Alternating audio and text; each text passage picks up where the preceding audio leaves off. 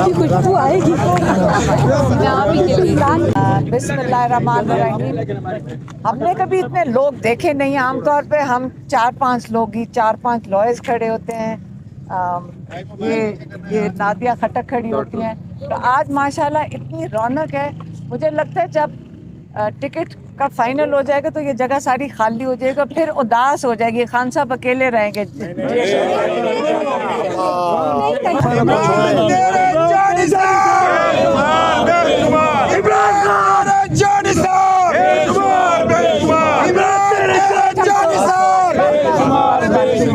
काश ये पिछले 4 महीने में हम ये नारे सुन लेते। आज हम, मुझे लगता है जब टिकट हो जाएंगे सब चले जाएंगे। अच्छा अभी ठहर जाएं।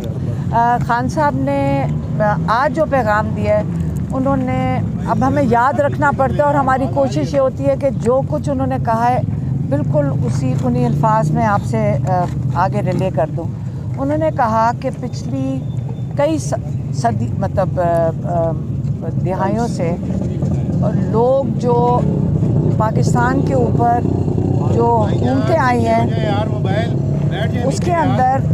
उसके अंदर आम तौर पे वही लोग हैं जो पिछले 40-50 साल से जो हुकूमत में आते हैं, एक हुकूमत से दूसरी में चले जाते हैं और उनका मकसद यही होता है कि अपने बिज़नेस इंटरेस्ट कंट्रोल कर सकें।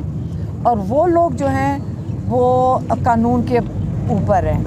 जैसे इमरान खान के ऊपर 202 केसेस हैं और इन 202 केसेस में उनको जो फ़र्क ज़राए से ऑफ़र आती है कि अगर आप हमारा कहना मान लें तो आपके सारे 202 केसेस एक दिन में ख़त्म हो जाएंगे।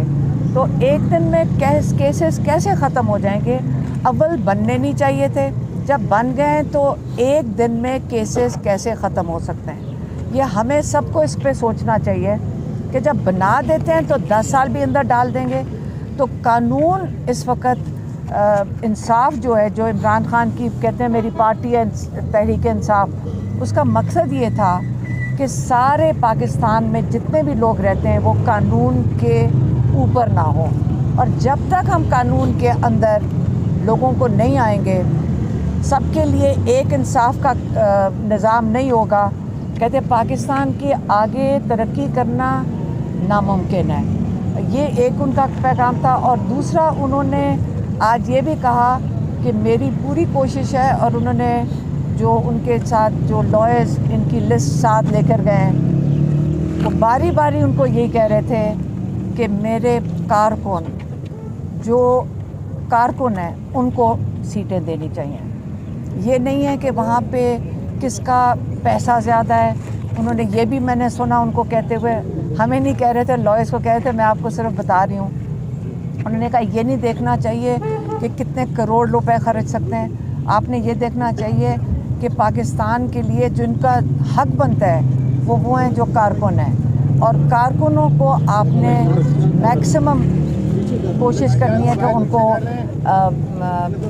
ये टिकट्स अवार्ड करने चाहिए, ये उन्होंने कहा था।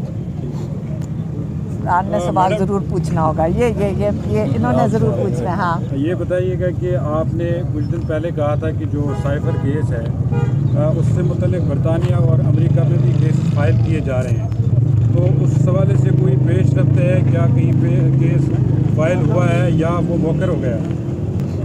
मौखर हो गया नहीं, उसके बारे में आपको जितना कम बताएं उतना बेहतर है।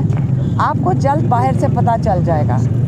1-2 केसेस ऐसे भी फाइल हुए हैं, ज़रूरी नहीं कि हमने डायरेक्टली किए हों, जिसके अंदर वो डिमांड कर रहे हैं कि जो